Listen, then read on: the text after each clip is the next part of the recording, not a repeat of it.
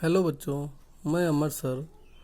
कल हमने आपको मात्रक, मापन तथा त्रुटि विश्लेषण के अंतर्गत मापन, मात्रक, आंकिक मान, मूल राशियाँ, मूल मात्रक, व्युत्पन्न राशियाँ, व्युत्पन्न मात्रक, इन सब की परिभाषाओं के विषय में हमने आपको बताया था। आज हम उसी में आपको और कई परिभाषाएं बताते हैं।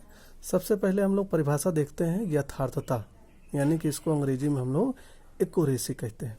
अगर आप देखेंगे तो यहाँ पे इसकी परिभाषा किसी माप की यथार्थता वह मान है जो यह बताती है कि किसी राशि का मापित मान उसके वास्तविक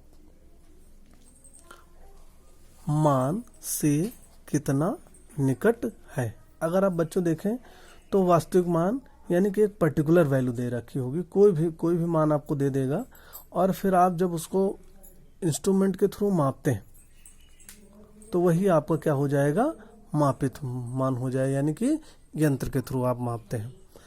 तो आगे हम लोग देखेंगे परिशुद्धता, यानी कि हम लोग इसको अंग्रेजी में प्रिसिशन कहते हैं।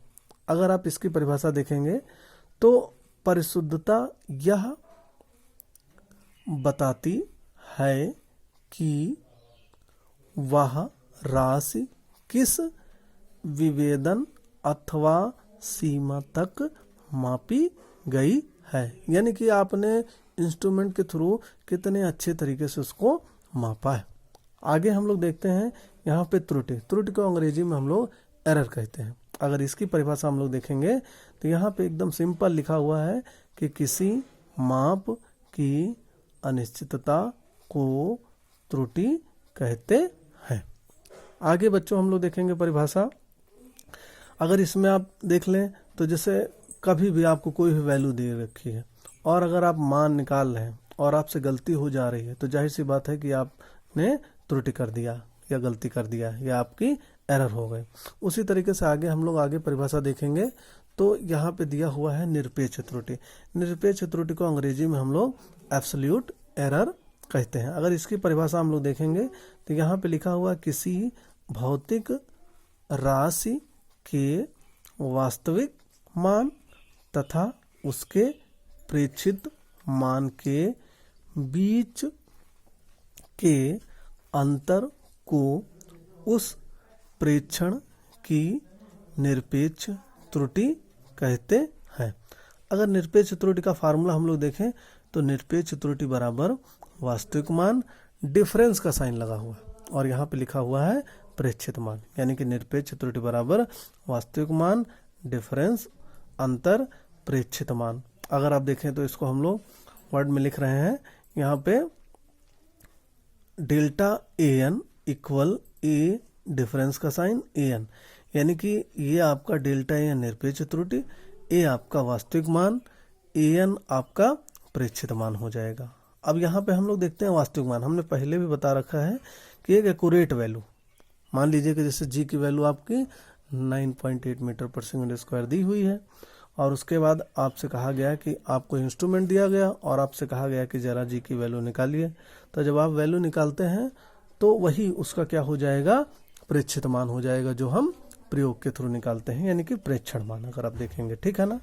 आगे हम लोग देखते हैं यहाँ पे परिभाषा सापेक्ष अथवा भिन्नात्मक त्रुटि।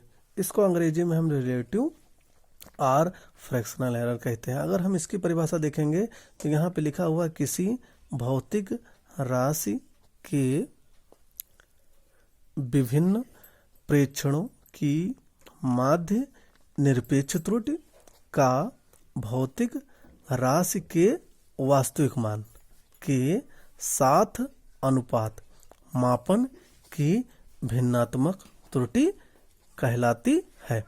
ये देखिए, अगर आप फार्मूला देखें तो सापेक्ष या भिन्नात्मक त्रुटि, अगर आप देखें तो यहाँ पे बराबर डेल्टा ए अपॉन है।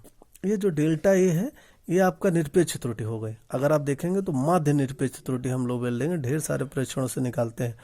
ये आपका क्या हो जाएगा, वास्तविक मान हो जाएगा। तो इन दोनों का जो डिफरेंस, इन दोनों का जो रेशियो है उसको हम लोग सापेक्ष या भिन्नात्मक त्रुटि कहते हैं। आगे हम परिभाषा देखते हैं बच्चों प्रतिशत त्रुटि की। बहुत इंपॉर्टेंट परिभाषा है ये, इसको अंग्रेजी में हम परसेंटेज एरर कहते हैं। तो परसेंटेज एरर एकदम सिंपल है, अगर आप देखेंगे तो यहाँ पे लिखा भिन्नात्मक त्रुटि को प्रतिशत में व्यक्त किया जाए अथवा भिन्नात्मक त्रुटि को 100 से गुणा करने के पश्चात जो कुछ प्राप्त होता है उसे प्रतिशत त्रुटि कहते हैं। अगर फार्मूला देखें प्रतिशत त्रुटि का बराबर delta A upon A into 100 हो जाएगा, परसेंटेज में यहाँ पे निकलेगा। आप देखें तो डेल्टा ए ये आपका माध्य निरपेक्ष त्रुटि हो गई, ये आपका वास्तविक मान हो गया, इन दोनों का रेशियो आपका भिन्नात्मक त्रुटि हो गई, 100 से गुणा कर देंगे तो वो आपका प्रतिशत त्रुटि हो जाएगा। धन्यवाद।